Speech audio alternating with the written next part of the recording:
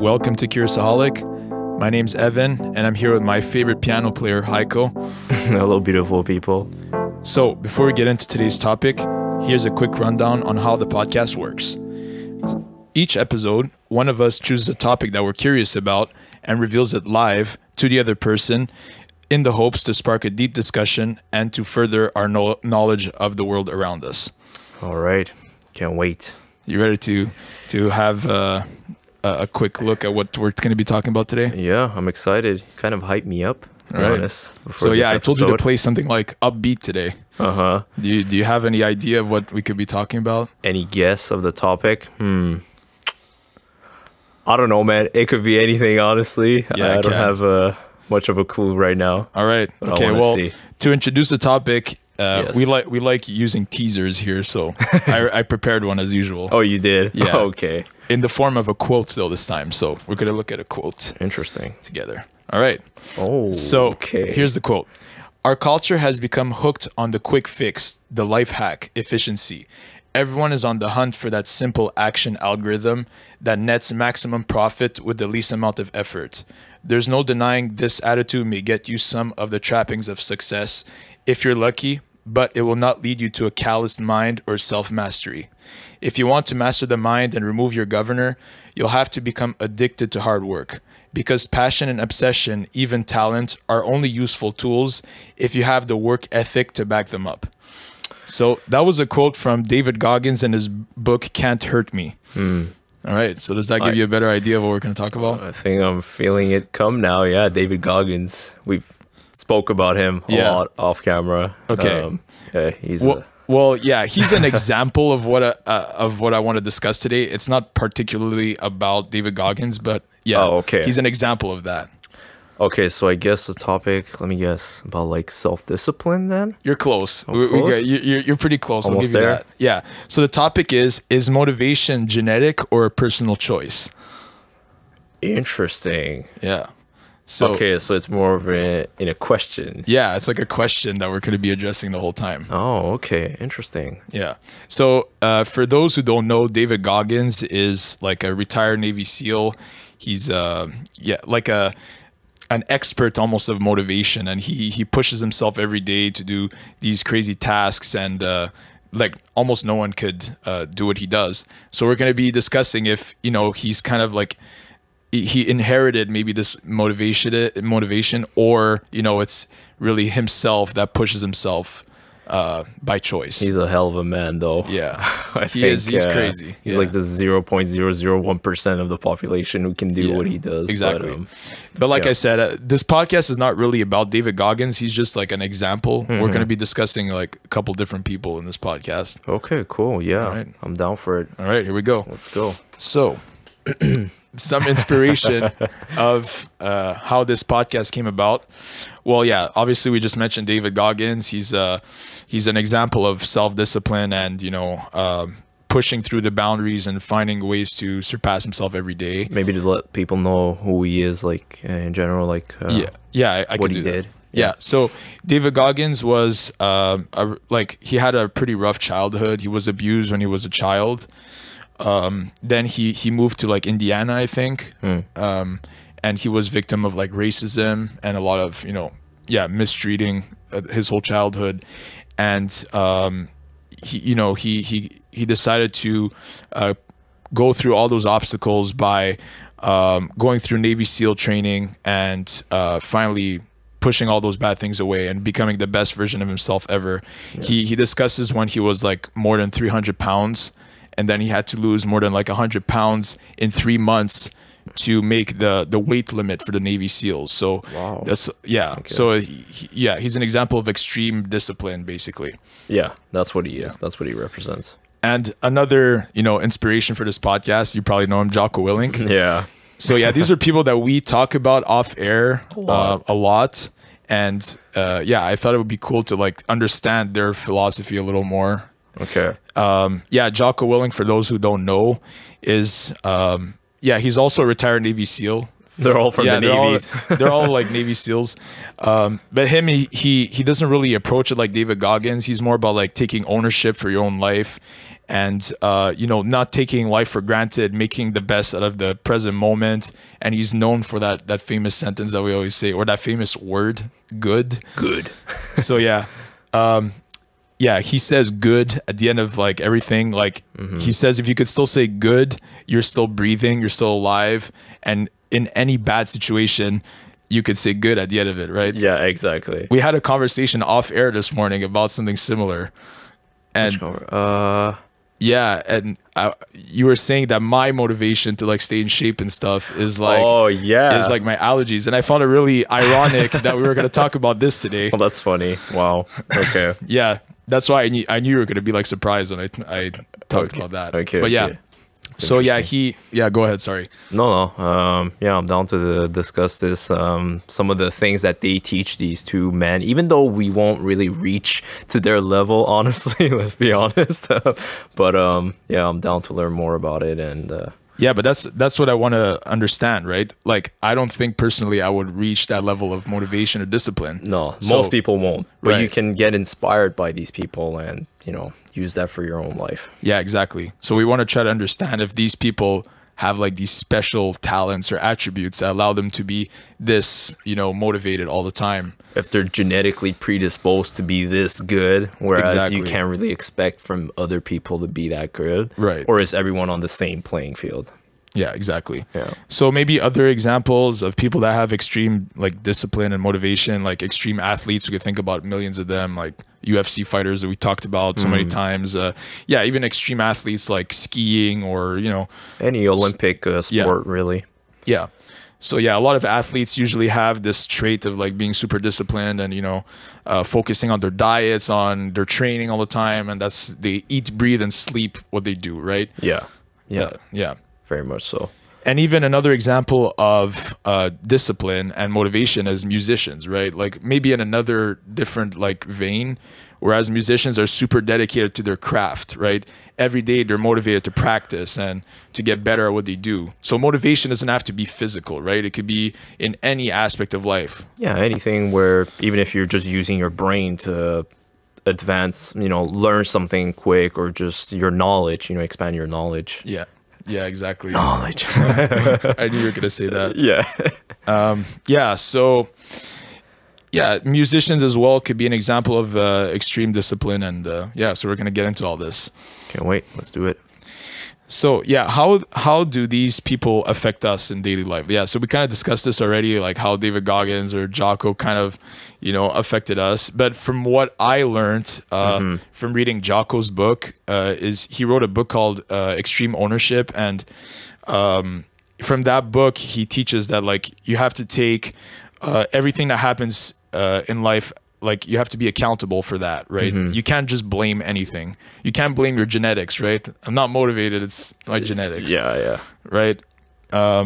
Yeah, so taking ownership about the problems that you might have in life and always trying to find a solution and not giving up. And yeah, so that's kind of what I learned from these people. I don't know about you, but what I learned from these people, like, they're definitely inspiring. You know, they definitely make you push yourself and want to become better. But I don't know if there's also like a certain pitfall with these sort of people who are like one of the extreme examples of like self-discipline, where, you know, young impressionable people, let's say teenagers or young adults like us, you know, we're still young adults, who might watch these people and say, man, I need to be, you know, hardcore like them and grind. And, you know, if I slip up just even a tiny bit, then, you know, I'm bad and I should bash myself for it. Where I think that, you know, some people might see these people as if you have to achieve that. Whereas, no, you just get inspired and try to make yourself the best that you can be, you know, compared to your old self. You know, did you better yourself compared to yesterday? If yes, then you're doing good. Right. Yeah. I don't think they expect that from us either. Like, I always see David Goggins like running outside and be like, I don't want you guys to be like me. I just want you to be the best version of yourself. Right. Which is good. Yeah. And that's what it should be. Yeah. He's like, I'm not telling you to be like me. You know, like he knows he's on another level. Right. Yeah. Push-ups in the morning, runs every day. Yeah.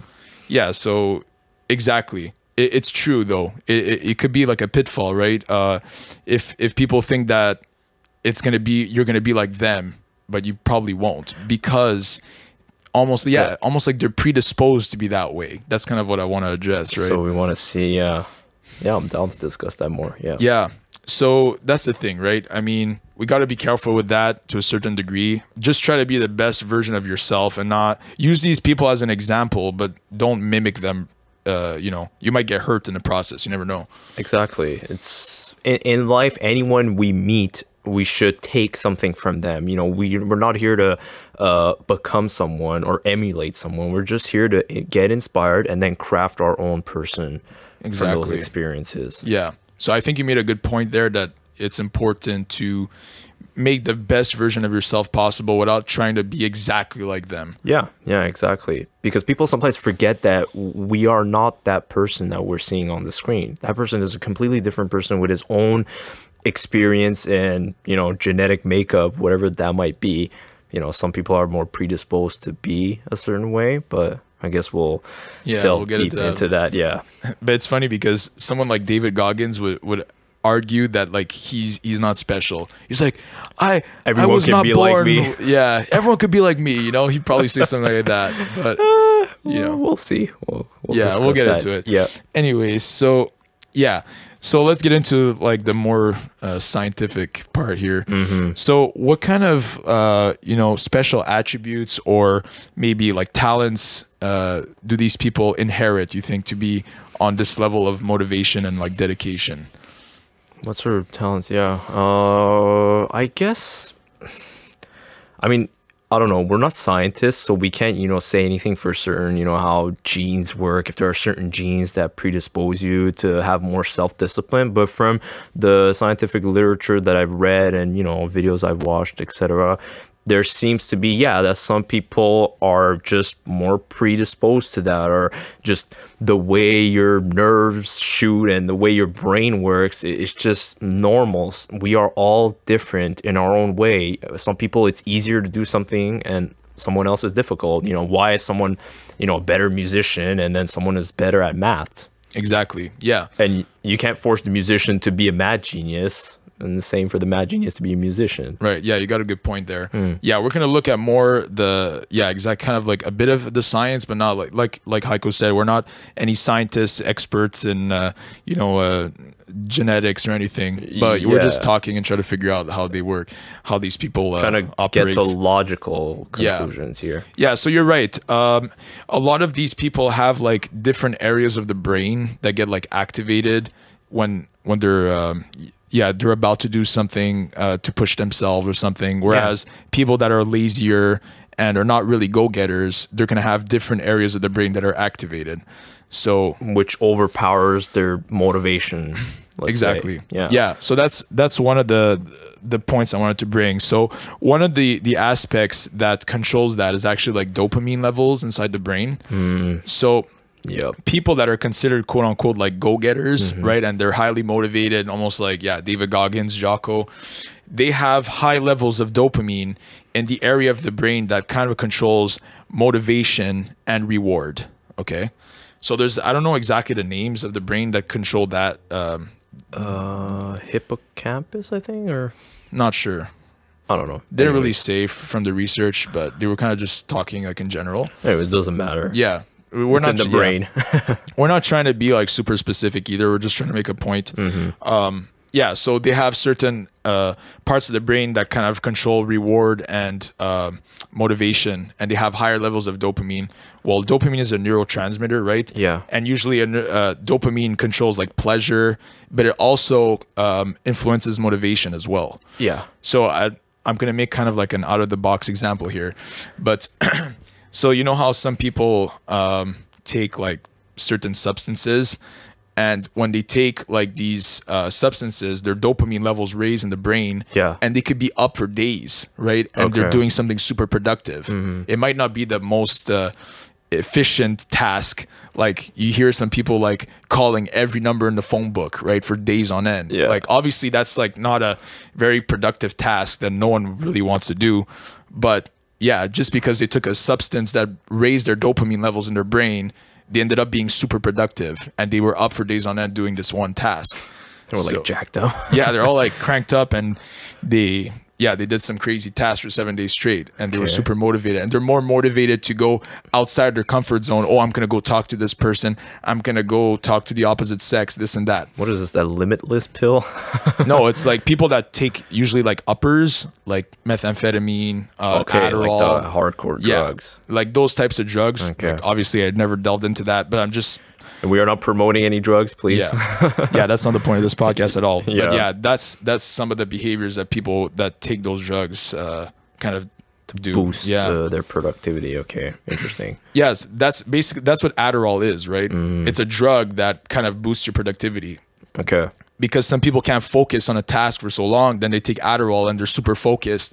And okay. So they give that, I guess, to like kids with ADHD or something. Is that right? Yeah. Yeah, but nowadays there's a trend where, you know, like students in university. I've seen this personally. Okay. Kind of, and yeah, like at the university I went to, I was hearing a lot of students that would start delving into Adderall to like study for longer hours and stuff, even though they didn't need it. And then get dependent on that. Yeah.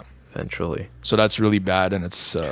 But I guess that's a prescription, you know, you have to get it from the doctor. So yeah, these kids, you know, are getting from some shady places. Yeah, exactly. For sure. Obviously, they didn't get it from prescriptions. They just, they knew someone from the school, and so interesting. Yeah, that's what dopamine receptors do in the brain, as well. So that's for people that are highly motivated. But there's the opposite spectrum, right? Like people that are, you know, like lazy and not really a go-getter. Okay. They have dopamine in other areas in the brain. So they're going to have high levels of dopamine in the risk and emotion part of the brain. So their whole life is going to be controlled by that area of the brain saying, no, don't do that. It's risky. Or, ooh, that might cause me some anxiety. You can't do that. So like their life is driven by another area of their brain. Okay. Which disables them from pursuing certain things, or just, you know, sitting down doing nothing instead.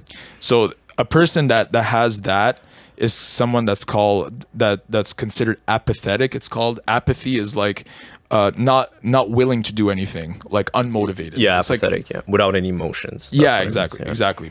So yeah, they're considered apathetic, and so that area of the brain is kind of like saturated in dopamine, and it's like telling them not to do anything productive. Okay, interesting. Wasn't dopamine also, when I was reading online about the feeling you get expecting something? Yes.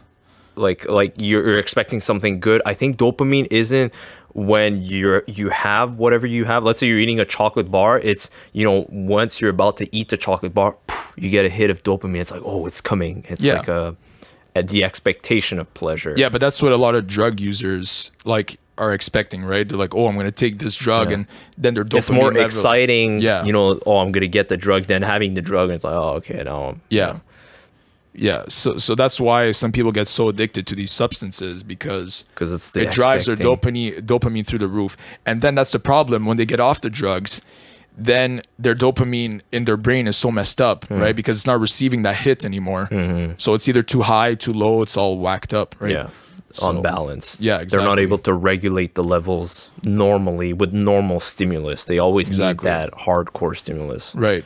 Yeah. So exactly. So that's kind of what dopamine does for people that are motivated. So you're saying like people who have high, like David Goggins, let's say, so he has high levels of dopamine for his motivation. Yeah, like the area of the brain that kind of regulates motivation and reward. Like, I want to get this done. So that part of the brain is super like activated all the time. Okay. Right. Okay, he always basically gets rewarded for like getting something and doing something and completing. Exactly. Okay, whereas the more risk and emotional based people have high levels of dopamine in those areas. Yeah, exactly. That's kind of what it is. Oh, interesting. Yeah. Okay. So yeah, I was learning about this too, and it was interesting to learn. I'm not saying David Goggins really does have high levels of dopamine in that area of the brain, but presumably he does, right? Yeah, we can't prove, but most likely, I mean, to his level. Yeah, most likely. But I heard people, I was trying to look into this, but I couldn't find any information. I heard people actually did studies on David Goggins Oh, they did? to see why he was so driven and could endure so much pain. They put him in a lab and Yeah, that's kind of what they did. just keep running, man. We're going to test But you. I couldn't find any information on it. I'd have to look into it a little more. But yeah. I'd imagine. I mean, he is a human to be experimented on and figure out how can we get an ounce of your motivation. Yeah, exactly. I think everyone wants his motivation somewhere in life. Yeah. So yeah, that's some of the research I did regarding this. Also, I kind of looked at a case study where some people in Oxford University did a study on like 37 people. Okay. 16 of which were considered like apathetic, that they like self-admittedly didn't do anything, like I'm a lazy, couch potato. Nothing affects them. Yeah, exactly. Not too bothered by anything. They don't want to get up in the morning, let's say, right? So they did some tests on their brains, and they saw that after the MRI was released and all that, the SMA part of the brain, it's another area of the brain. I'm not really sure. It's on top. Like the name. Yeah, it's on top of the brain. Okay. And this basically takes care of anticipation of action. Okay. So if you think of what that means, right? It's like I'm anticipating to do this, and it kind of controls it. So if your anticipation of action is high, right, you're going to keep procrastinating all the time. So likely you don't want this area of your brain to be very active, because you're always going to want to procrastinate all the time. So there's actually a section of the brain that takes care of like, oh yeah, I'll do this action later on. Whereas other parts of the brain be like, no, I want to do this now, right? Okay. So yeah, these people had high levels of apathetic inertia, it's called. So there's even a word for it? Yeah, there's even like a term for it where, Okay. yeah, so apathetic, we know what it means, right? It's someone that's unmotivated and doesn't want to perform a certain action. And inertia is the difficulty to move something, right? In physics, that's what inertia is. So if you put those two together, it's like they would have to put more energy to move that inertia that they have, right? So in order to get moving, they'd have to put in more effort and conscious effort. Like, I need to get moving today. So I have to, push myself even more than usual and try to convince myself even more than a regular person that just gets up and does it. Okay. So those people have more of an uphill battle. Yeah, with themselves, right?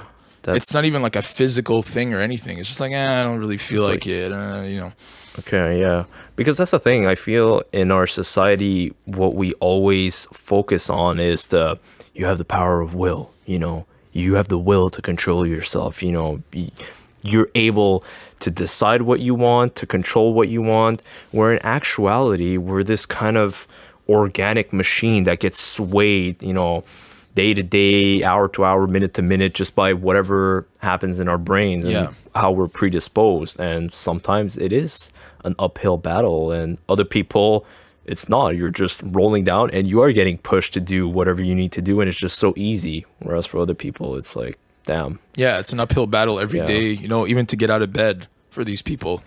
So wouldn't some of these people then be considered depressed? Yeah, that was one of their symptoms that they were describing. Okay, so most of these people might be considered depressed then. Yeah, exactly. Okay. So a lot of them were depressed, couldn't get out of bed. Like admittedly, they were not doing so well. Not doing so well, yeah. Okay, I see. So Yeah. it's not just, a normal happy person would have this to this extreme. If you really have what was it, apathetic? Like high levels of apathetic inertia. Right? Then probably everyone has it to a certain degree, but these people have it to like a higher level. Then you're certainly most probably depressed as well. Yeah. Okay.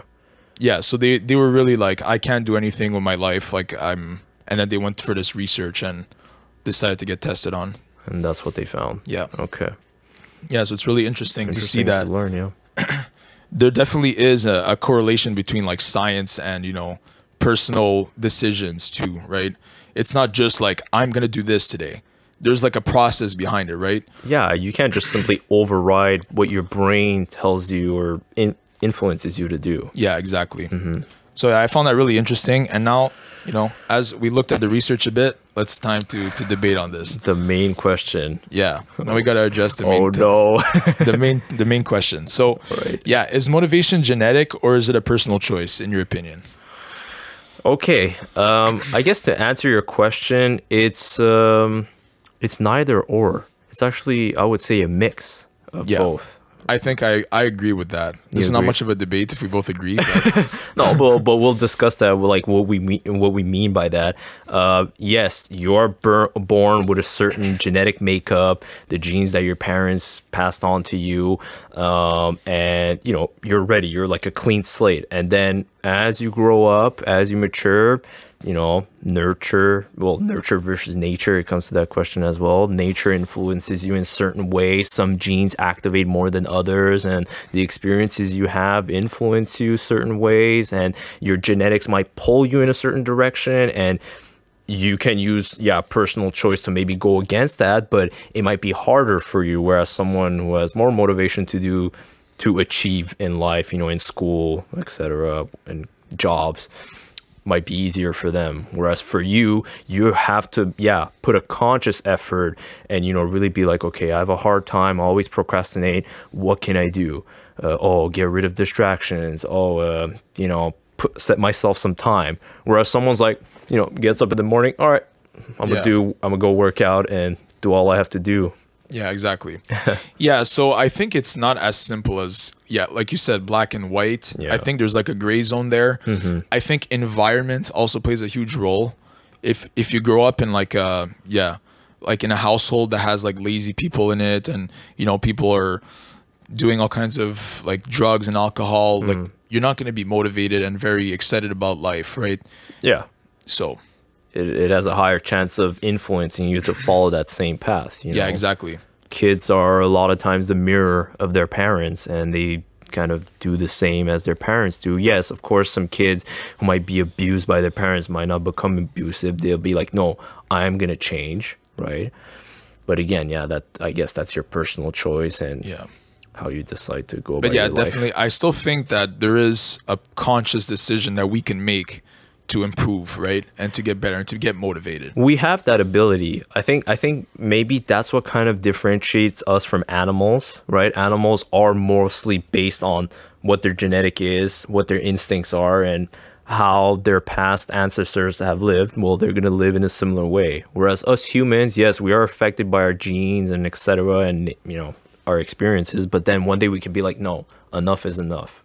I want to change. Yeah.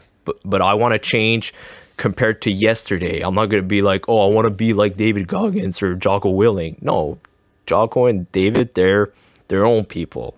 Yeah, I agree. So. It is an uphill battle for a lot of people. Like they struggle with this all the time. But yeah, I think environment plays a huge role. And everyone has their own abilities, and we can't look up to others and try to be like them exactly, right? I know we're kind of beating this to the ground, but I mean, it's futile. I mean, I've kind of learned, I would say, like more recently, just to not compare yourself to anyone and try to just better yourself compared to yourself. That's it. Yeah. At the end of the day. Yeah, that's the thing. I think we got to figure out who we are as a person and figure out what our own goals are, and not like base our lives on what someone else is trying to achieve, right? Yeah, exactly. Because that's the thing. Someone might be predisposed to do better in a certain field and better than you, but they might suck in another place where you might excel, right? Everyone has their pluses and their minuses. Nobody is perfect. No one's perfect. That's how I see it. You know, sometimes people compare themselves. Oh, this guy has so much motivation, discipline. I wish I was like him, but who knows? Maybe that person has other troubles, or maybe they might die soon. Who knows? Yeah. I mean, I don't want to be morbid, but you know, but you might live longer to be able to do more than that person, right? Well, yeah, you hear like Jocko and David, like they say like, my life isn't just easy. It's not always like I'm motivated. And like David says that like when he has to go for his run in the morning, he looks at his shoes for like 2 hours. Do I really want to put on these shoes and run? Or, you know, I could take a nice warm coffee this morning. And, you know, so even someone that's ultra driven, Oh, you mean he procrastinates as Yeah, well? he probably procrastinates too, in a sense, right? And not everything is black and white. There's always an in between somewhere that's gonna make us want to procrastinate a little bit. Like, maybe today the weather's not too nice outside. Let me take a day off. Yeah. So yeah, everyone has their ups and their downs on certain days, right? It's Even not, them, they're vulnerable to those. yeah, everyone's things. human at the end of the day. There's no specimen. And obviously, what we see on social media, online, and movies, it's the best. It's always the highlights, the best parts of those people's lives. Yeah, We don't see the 24/7 what happens, their downs and ups and yeah, right. People just post like what they're happy about. Hey, look at this nice meal I had, right? Or look at me doing 50 push-ups this morning. How many push-ups did you do? Yeah, exactly. But you don't know what happened behind that camera, right? Yeah, or maybe they prepared just to do those 50 push-ups to prove to the world that they're motivated, maybe, and then Yeah. they're not really. Yeah, but yeah, there's some fakers, but there's also the real deal. Like we know that David Goggins and No, yeah, I know. I'm not saying David Goggins isn't. he's gonna come running here and he's gonna knock at your door, proving you that you're wrong. Open the door. Yeah. So Shut this podcast down. So yeah, we kind of like agreed on the same thing. I think that it's a mix. It's genetic and it's a personal, decision. It comes to that whole question of nurture versus nature. Yeah. So many people debate, no, you're just controlled by nurture. No, it's all nature. No, it's both. Yeah. It's both. We're organic, we're animals, we've evolved this many years, and you think all those hundreds of thousands of years of evolution hasn't influenced us in some way? You think every time we're born, it's a clean slate? Yeah, I'm going to choose to be some completely different person than what I was born with. You can't. Like we discussed in the last episode, right? With the mosquito and the clean Oh, slate. yeah. I want to be born as a dog now. Yeah, you should watch our last episode to understand our reference there. We had a good conversation last time. Yeah. About that. So yeah, I think we kind of agreed on the same thing. Mm-hmm. There's definitely more. I'm sure there's a lot more research out there than what I presented today. Yeah, I mean, I don't think we were trying to be super technical here with the Yeah. information. Just trying to understand why these people are so driven and try to be like them a bit, but not exactly like them. Exactly, yeah. So I guess Well, yeah, let's just kind of wrap things up to here. wrap it up, yeah. Yeah, so what conscious decisions can we make to influence our own personal success? I guess, yeah, like try to find people that you can relate to who have, things that you want to achieve and, be motivated by. So I guess reading books or watching videos of like David Goggins, Jocko, or any other person that you look up to. So that could be one thing. Looking at Jocko's Instagram that he posts a picture at 4:32 a.m. every day. Yeah, well, his whole Instagram is just pictures of his watch at 4:32. Yeah. Or 33. It's always the same exact time. More or less. Yeah. No, I think that's a little too early for me. Thanks. But what else? What other decisions? Okay, you know what? At the base of it, before you do anything in life, you always have to make sure, are you good physically? Are you good mentally? Are those checked out? Your nutrition, exercise. Do you just feel good in general? If you're not feeling good, then your uphill battle is going to be even more uphill. It's going to be perpendicular. You're just going to fall down. What's that saying? Like, if you look good, you feel good. If you feel good, you do good, or something. Yeah, that's the. I guess maybe that's the saying. But yeah, no, exactly. Just work on yourself. Physically, mentally, make sure your life is in check and everything is well, and then take little steps towards improving and getting successful. I think in terms of having discipline, like making yourself a schedule, find something you follow every day. Don't just be like, today I'll do this. No, just make like a little, okay, this is going to be my workout today, or this is what I'm going to do to, study better, or, That's a great advice. Yeah. Have a routine. Yes. Definitely agree on that. Well, yeah, maybe some people don't like routines, but have something where you can always kind of fall back to your baseline. Yeah, exactly. Kind of have an idea of where your day is going, right? Not just like, today what do I feel like doing? No, just kind of have it planned out a little more, right? Yeah, because it takes the decision-making part out of the equation, because every morning, every time when you have to decide, you're less likely to accomplish whatever you need to accomplish. Yeah, exactly. If you make it a habit, right, you're never gonna have to think. It's like when you wake up in the morning, do you have to think, oh, I have to brush my teeth this morning? You do it, right? Exactly. That's like, I think, best example. You know, we all brush our teeth, let's say at night, most of us do it, but we don't even think about it because it's become a habit. We've said, every time before I go to sleep, I do this. Well, okay, do the same, let's say in the mornings or at noon, afternoon, etc. Yeah. Okay. So I think that's a good tip. Can we blame genetics for a lack of motivation, you think, finally? Finally. No. Yeah, we can't blame our genetics. I Not think it's a really. bad idea. Yeah. I think blaming your genetics for anything really is a bad idea. Why? Because you can't change that, Yeah. you know? And genetics affects anything, you know, your physical appearance, which is also a huge thing for a lot of people, the way they look. You can't change that. So just accept it and try to better yourself in whatever shape and form you have. And that's it. Yeah. I mean, You deal with the cards you're dealt, right? I know that's like a cliche saying, but yeah. But At the same sometimes people don't want to accept. yeah, they don't want to accept it. Like, oh, I'm the lucky one. I got dealt a bad hand or something. Yeah. You know, but yeah, you got to do what you have, and then you try to make the best out of it, right? That's it. Yeah, exactly. But you know what? I think at the end of the day, good and bad is only determined when you compare yourself. Yeah, true. Because if you lived alone, let's say on this planet Earth, and you were born, whichever way you were born, would you say you're good or bad? No, because you don't. You have no one to compare to. You have no reference. Yeah, exactly. Yeah. So, yeah, I think that's all I wanted to talk about today. Hope you enjoyed the topic. Yeah, that was a good topic. Hope you guys got some good tips from it. Yeah, We're here to help with self-improvement. yeah, that's one of our values. So, Yeah. all right. But all right then. Do you want to guys play for us out? watching? Yep. Yeah.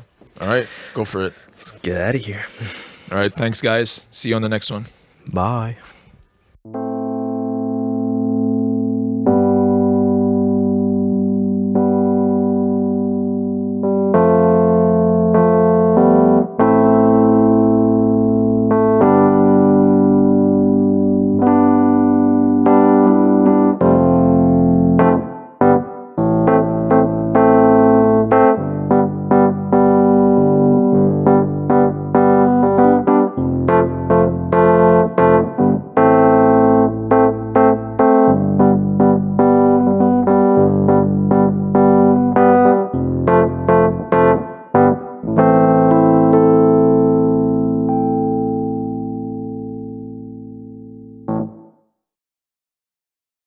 Thanks for tuning into this episode of Curiousaholic. Our show is available on all of your favorite streaming platforms such as Apple Podcasts, Google Podcasts, Spotify, and Stitcher. If you're watching us on YouTube, don't forget to like and subscribe, and make sure to leave a comment letting us know what you've been curious about. We release new episodes every single week just like this one. But until next time, stay curious, folks.